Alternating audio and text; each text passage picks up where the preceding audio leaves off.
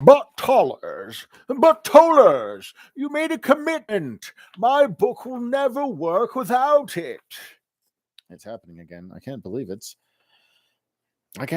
It's C.S. Lewis and J.R.R. Tolkien again. You all can see them too, right? Okay, good. Professor Lewis, Professor Tolkien, what is it? Do you want to be on my podcast? Your what? He explained this to me last time, like a radio show, but over the telephone. That makes no sense. I know, but let's humor the poor boy. I think there may be something wrong with him. Ladies and gentlemen, C.S. Lewis and J.R.R. Tolkien. If you remember, my name is Matthew Melma. I vaguely remember you, Melvin. Ouch. Well, if you don't mind me asking, what were you two arguing about? Nothing of importance. It's of tremendous importance. It will impact the whole of my trilogy. Wait, your space trilogy? Now, it'll have to be a mere space trilogy. But when Tollers and I first conceived of the idea, it was supposed to be much, much more. Well, the plan was for me to write a science fiction book set in space, and I did, Out of the Silent Planet. Perhaps you've heard of it. And then Tollers here would write a sequel involving time travel. But I gave it a reasonable effort. Wasn't meant to be. And now my space novel must stand alone. It stands alone perfectly well. I disagree. Listen to these lines from the end of the book. I specifically wrote them with Toller's time travel book in mind. The way to the planets lie through the past. If there is to be any more space-time traveling, no, let me just start this whole line over. I disagree. Listen to these lines from the end of the book. I specifically wrote them with Toller's time travel book in mind. The way to the planets lies through the past. If there is to be any more space traveling, it will have to be time traveling as well. Perhaps, Mr. Melma, you could use this podcast to convince Tollers here to change his mind and write the time travel book.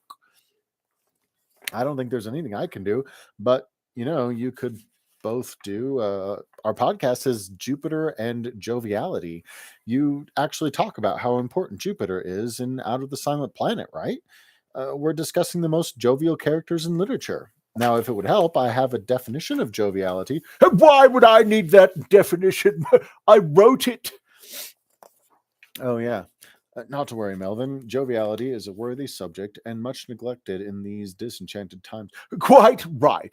Think of Father Christmas reduced to a cuddly red punchline. Now, let me see your list. Okay, but keep in mind some of these are a little more recent. Is this even a word? What is a Dumbledore? That's a wizard from the Harry Potter series. He's the headmaster of Hogwarts School of Witchcraft and Wizardry, and even though he's super powerful, he has lots of authority. He's still able to feast and be at leisure. There's this one scene where Dumbledore's at a Christmas dinner and he's wearing a silly hat. And what's this about a green ember? I'm glad you asked. It's a series of books about warrior rabbits. They're written by S.D. Smith, a friend of Ansem who lives in West Virginia. You see, there's a great king named Jupiter who. All right, Melvin, here's your list back. Thanks. Wait, you crossed out every single name. None of them capture the jovial essence, I'm afraid. But that's impossible. How could I? Oh, come on. Ghost of Christmas Present from A Christmas Carol? He's totally jovial. Scrooge meets him when he's sitting at rest amidst a great feast. He's wearing a royal mantle. He wields great authority, but he's still able to sing and tell jokes and enjoy his life. How is that not jovial? I'll grant he comes close, but he falls short in one respect, the aspect of a king at rest after completing his labors. This ghost has no labors to complete. He's always been at ease. And without the harsh winter, there can be no true spring. That just seems like a technicality to me. Joviality is a hard influence to convey. Poetry, which represents peace and joy, desires fulfilled and winter overgrown. The poetry born under festive Jove is of high and difficult order. If rarity be the test of difficulty, it is the most difficult of all. What would you suggest then? In terms of poetic expression, the conversation begins and ends with Chaucer. You're thinking of Troilus and Cressida. The very one. For overall effect, I'll grant you, but there is no particular character who could be called jovial. Who would you propose? I just pulled up the Wikipedia entry for Troilus and Cressida, and I have some real questions about this uncle character. The most obvious choice would have to be Ripheus of Troy. As in seen in the Aeneid or in Dante's Paradiso. Dante, to be sure. After all, he is in Dante's Sphere of Jupiter. Indeed. Diligite Eusitium qui indicate terram. And then there's Spencer's. Oh, And then there's Spencer's epithalamium. Epithalamium. epithalamium. Epithalamium? Yeah, epithalamium. And then there's Spencer's epithalamium. And Henris's treatment of Cressida. All these sound pretty obscure. Maybe we could talk about something we don't understand. You're not going to bring up that Dumbledoring wizard again. I was thinking of characters from both your works. For example, how about the character of Aslan the Lion from Lion, the Witch, and the Wardrobe? After all, the book is written specifically to be jovial. Yes, that Michael Ward reveals all of my secrets. Very well, I admit that one of my aims was for Aslan to embody joviality. But I would be interested to hear your defense on this thesis. My defense? Oh boy. Well, first off, he's a lion, and lions are. It's all right, Melvin. I reread the entire Narnia, yada yada yada. Because he's a lion. Did you do it all by yourself, Melvin? Anyway, Aslan is also described as royal and presented with pomp and grandeur of a medieval king with his full retinue. The book culminates, of course, with Aslan casting the usurping witch from the throne and installing the 4 children as the true kings and queens of Narnia. Fair enough so far. There are always immeasurable minor points as well. The children's fur coats are called mantles, yada, yada, yada, yada. There's a prominent minotaur long associated with, I could go on, but you get the picture. Now let's turn to one of Professor Tolkien's creation. I don't think it's going too far to calling him the most perfectly jovial character in the past century. Oh, yes, it must be Tom Bombadil. What of him? Didn't you set out to make him a jovial character? Did I set out to take a beautiful idea and pin it wriggling to a single character? Did I sacrifice a 3-dimensional flesh and blood character merely in order to check a representational book? Oh, come on, Tollers. You listed the jovial aspects of my character. Let me do the same with you. If you must. First, there is Bombadil's source of kingship. He is no usurper. As the oldest and fatherless, it is his by right.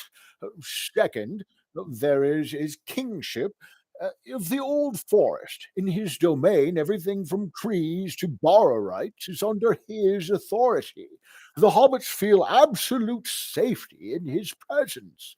Third, he has no desire to reach beyond his realm. He alone can see Frodo when he wears the ring, and the ring itself has no power over him.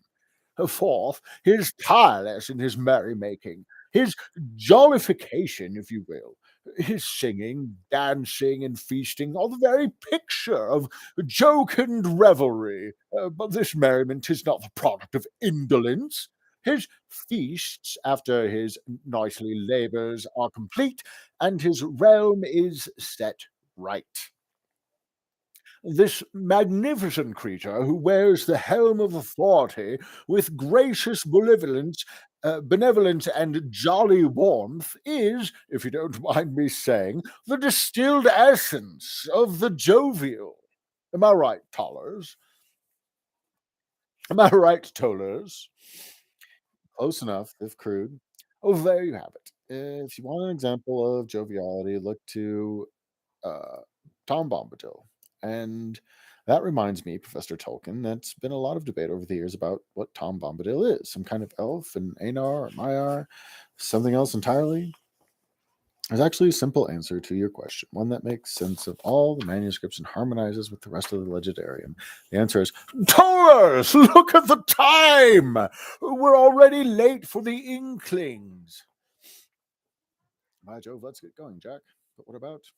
Can I talk you into reading the first chapter of your time travel novel? Sigh if you insist, but I still funny. The Lost Road? For a book you began but have now abandoned? Tollers, it really is too much. Yes, I hope your podcast reaches lots of telephones. Oh, and tell Dumbledore hello from me. And the end.